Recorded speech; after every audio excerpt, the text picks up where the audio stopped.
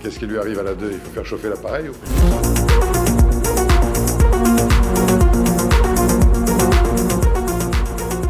C'est vrai que c'est difficile de s'expliquer qu'il faille 3 ans pour finalement enfoncer ce qui était une porte ouverte pour les scientifiques qui étaient généticiens à l'époque et qui étaient virologues. Pourquoi je distingue les deux? Parce qu'en fait, les deux ont regardé le même objet, à savoir ce virus SARS-CoV-2, avec chacun leur expertise et ont apporté du coup une analyse distincte. On se souvient de celle de Luc Montagnier sur ces petits éléments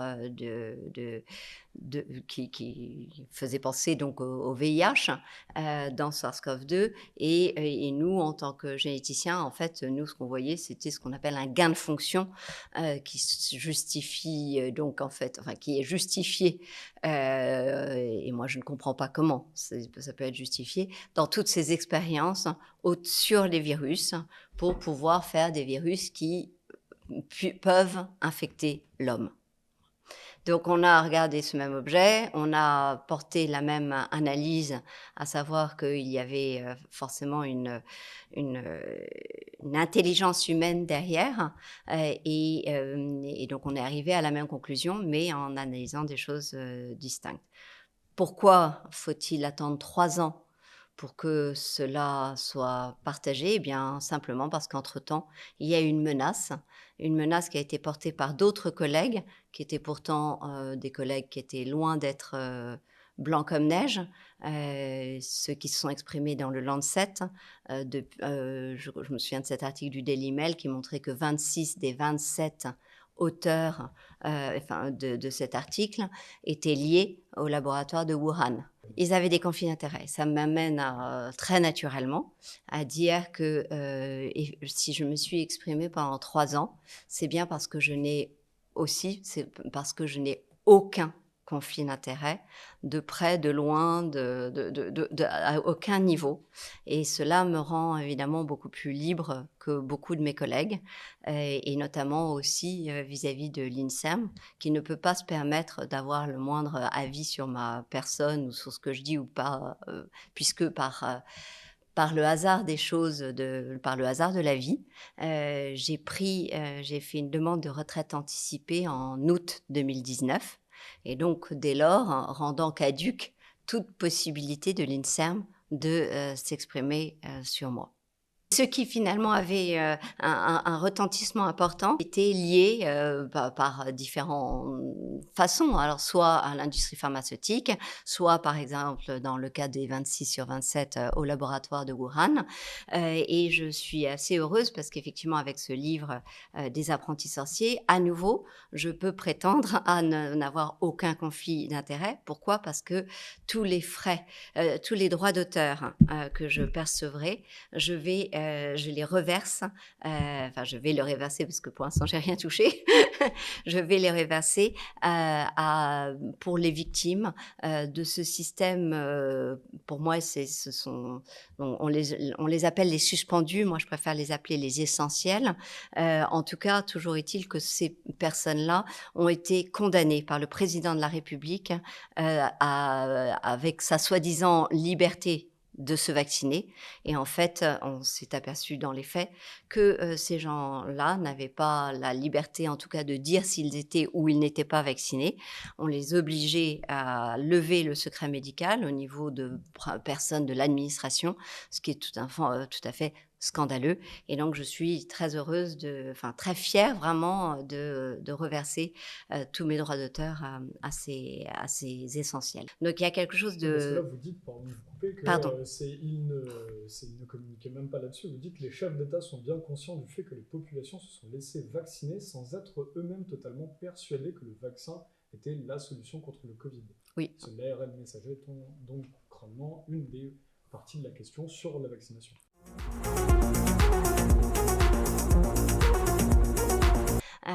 C'est une famille très très nombreuse et à un moment j'énumère un certain nombre de membres de cette famille dont fait partie, l'ARN messager c'est un des constituants de cette famille d'ARN. Et donc, dans cette famille nombreuse, ben forcément, tout cela, ça interagit les uns avec les autres, ça circule un peu partout. Et donc, quand on disait « on les connaît », je dis, ça fait partie des mensonges que je dénonce en disant « il était interdit de dire qu'on le connaissait ». Parce qu'effectivement, on ne peut pas connaître, à partir du moment où on vous injecte un ARN messager, on ne peut pas savoir ce que cela va faire dans vos cellules, les interactions, etc. On sait ce pourquoi on l'injecte et ce qu'on attend de lui. Donc c'est un exercice de style extrêmement contrôlé, mais dans la vraie vie, il se passe des choses très différentes. Et avec tout ce qui est génétique, c'est pas pareil. À chaque fois, c'est toujours différent. Donc, vous avez probablement souvenir, enfin, vous êtes presque trop jeune, il y avait chaque année, on nous faisait le Téléthon avec les thérapies géniques, on allait soigner toutes les maladies génétiques, etc., etc. Comme vous le savez peut-être, on peine à distinguer des thérapies géniques avec succès. Pourquoi ? Parce qu'il y a des techniques, et dès lors qu'elles touchent à notre patrimoine génétique, qui sont finalement beaucoup plus difficiles à mettre en œuvre que simplement la théorie ultra simplificatrice d'une approche industrielle. Il y a eu des réactions dans la presse positives et négatives. Et en ce sens-là, je dois avouer que je suis plutôt contente de voir qu'il y a des réactions et qu'ils ne sont pas que négatives. Voilà. Je pouvais envisager, après 3 ans de m'être pris tellement de coups, que ma parole serait immédiatement discréditée. Là, il s'est passé quelque chose de très différent. Il y a eu un article de Valeurs Actuelles, donc avec un vrai interview. Il y a eu un article dans le Figaro. La plupart ne m'interviewent pas. Il y a eu un article dans 20 minutes qui m'a interviewé. Donc, il y a eu un article dans l'Express qui, bon là le problème c'est que j'aurais probablement pas dû répondre, j'étais extrêmement malade et j'ai eu ce tort de vouloir honorer tous mes engagements médiatiques. Donc vous dire que l'Express m'a atteint alors qu'il... j'ai envie de dire, vous pouvez commencer l'article dès le titre, on voit qu'il est dans une malhonnêteté intellectuelle incroyable. Et la première phrase, je crois, de l'article, c'est « lever dans un canapé ». Alors, en guise de lever, je peux vous dire que j'étais malade comme un chien, j'avais 42 fièvres et effectivement, j'avais voulu prendre aucun risque. Donc, c'est pour cela que j'avais dit, vaut mieux faire à distance. Donc, voilà, donc en fait... à partir du moment où vous utilisez dans l'Express des mots comme ceux-là, je crois et que vous n'êtes qu'un article à charge, c'est ça qui est intéressant parce que comme je vous ai dit, je partage des informations sur l'ADN, sur l'ARN, sur cette grande famille, sur le développement des différentes molécules, des différents médicaments ARN, de différents vaccins ARN messagers. Donc en fait, on ne peut pas faire un article que à charge. Si on fait un article que à charge, ça montre bien qu'on est de mauvaise foi. Donc, vous dire que je suis affectée par des gens qui sont que dans la mauvaise foi, non.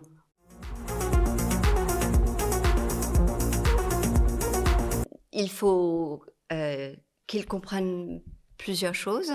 Le fait qu'effectivement, à partir du moment où vous touchez à notre patrimoine génétique, vous touchez au lien qu'il y a non seulement dans toutes vos cellules, mais aussi entre les êtres vivants, donc dans une espèce d'interaction globale. C'est pour ça que d'ailleurs, à plusieurs reprises, je vais dans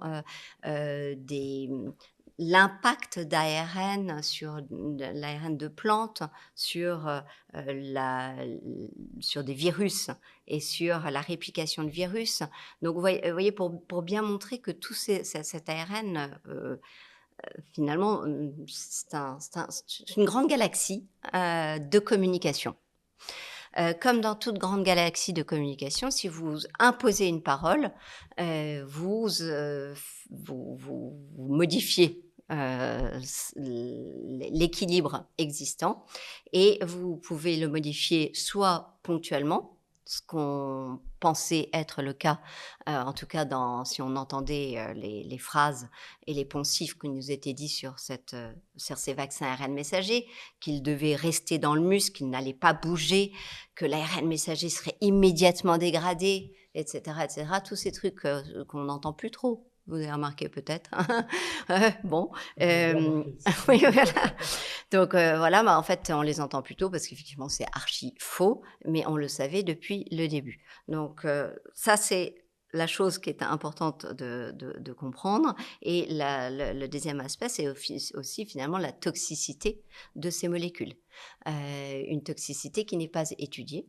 Et je reviens, je me suis ouverte dans un courrier à l'Agence du médicament européen qui nous a répondu sur le fait que nous étions inquiets qu'il n'y ait pas eu d'études qui étudiaient la toxicité sur notre génome ou la toxicité à faire à développer d'éventuels cancers. Ça semble quand même quelque chose juste un b.a.-ba dès lors que vous êtes sur un produit génique et d'essayer de suivre cela. Ça n'a pas été suivi et donc on en est là. Enfin, on en est peut-être même un peu plus. Donc, on a on a des petites molécules qui sont toxiques. Hein, j'en parle, notamment des nanoparticules lipidiques. Donc, en fait, ce qui enveloppe l'ARN messager. Je parle du fait que l'information génétique elle-même est codée avec un code génétique totalement artificiel et on le rappelle quand même encore une fois, sur une protéine qui elle-même est totalement artificielle puisqu'elle elle dérive d'un SARS-CoV-2 qui, on a du mal à penser qu'il émane directement d'un animal. Voilà. Donc,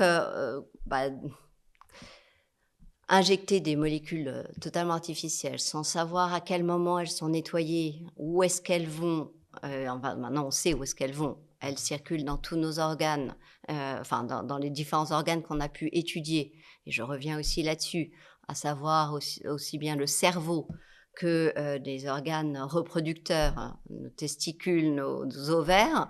Ça pose quand même beaucoup de questions et donc c'est ces questions que j'espère que les apprentis sorciers posent parce qu'on est en train de nous expliquer qu'on va continuer à faire des injections d'ARN messager, que ce soit pour le Covid, là actuellement on continue d'injecter par exemple des bébés, ou que ce soit sur d'autres pistes, à savoir la bronchiolite, le diabète, le cancer, enfin voilà. Donc vraiment, ce qu'on voit dans mon livre, c'est que cela fait des années qu'ils essayent de développer cela et que c'est un échec. Ça a été un échec. Et donc, quand la crise Covid arrive, on sait à l'avance que, en tout cas, toutes les tentatives n'ont jamais été plus loin qu'une phase 2 d'essai clinique. Il y a eu un très joli article qui montre que ce livre accompagne le fait de libérer la parole, notamment sur les effets indésirables de ces injections ARN messager, sur lesquels il va falloir faire quelque chose, plutôt que de dire non, il n'y en a aucun, circuler, il n'y a rien à voir, il n'y a pas de cancer et tout va bien, d'accord ? Mais enfin bon, une fois qu'on a dit ça, personne n'est dupe parce que tout le monde a vu autour de soi des cancers flamber dans des populations jeunes comme ils n'avaient jamais vu. Donc non, je crois que vraiment il faut accompagner cette parole libérée pour pouvoir essayer de trouver des solutions. Donc comment je vois cela ? Bien, je sais très bien que mes collègues avaient peur parce que de toute façon, sachez qu'un grand nombre me contactaient de collègues de l'INSERM. Ne déplaise à l'INSERM, de collègues du CNRS. Vous étiez directrice de recherche. Alors, j'étais à l'INSERM, directrice de recherche à l'INSERM, m'ont contacté effectivement en disant, oui, bien sûr, enfin, je veux dire, après, je n'avais pas grand mérite. J'enfonçais des portes ouvertes de ce que nous connaissions. Hein. Donc, même si ça paraissait complètement révolutionnaire parce que c'était tellement aux antipodes de ce qu'on entendait par ailleurs, je vais diminuer mon mérite parce que, en fait, les publications étaient là et d'ailleurs, je les cite toutes, les connaissances étaient là. Voilà. Donc le fait qu'ils n'aient pas envie que leur nom sorte, c'est aujourd'hui que ça me semble plus problématique parce que, vous voyez, en Allemagne, là, en ce moment, le ministre de la Santé a une parole complètement opposée à notre ministre de la Santé, c'est-à-dire qu'en fait, il est très préoccupé par ces effets indésirables des vaccins, il se sent désolé, il dit qu'il sent tout le malheur, il cherche des solutions pour savoir qui va les prendre en charge, en disant finalement qui va payer maintenant. Parallèlement, il y a une conférence de presse de collègues scientifiques et médecins le 15 mars, où en fait il parle de crimes contre l'humanité. C'est un article qui est sorti dans Report 24. Bon, il faut s'assurer que Report 24 n'a rien et dans le mainstream, je crois qu'il l'est.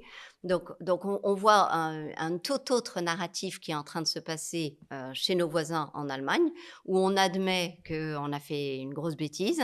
On parle, c'est quand même assez violent quand vous parlez de crimes contre l'humanité.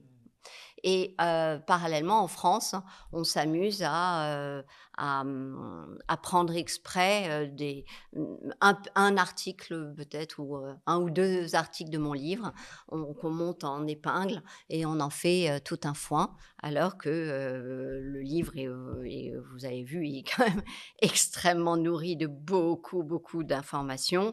Et ces informations, elles sont issues des laboratoires de Moderna, de Pfizer, de l'OMS, et donc il y a un moment il faut et de publications scientifiques, et donc je pense qu'il faut arrêter de faire l'autruche. Je ne crois pas que ce soit une chose intelligente, surtout dans l'état de crise médicale à laquelle nous faisons face. Et je dis une crise médicale non seulement pour le système de la santé dans l'état dans lequel il est, mais surtout de crise médicale car beaucoup se sont fait injecter et qu'ils en voient les effets positifs.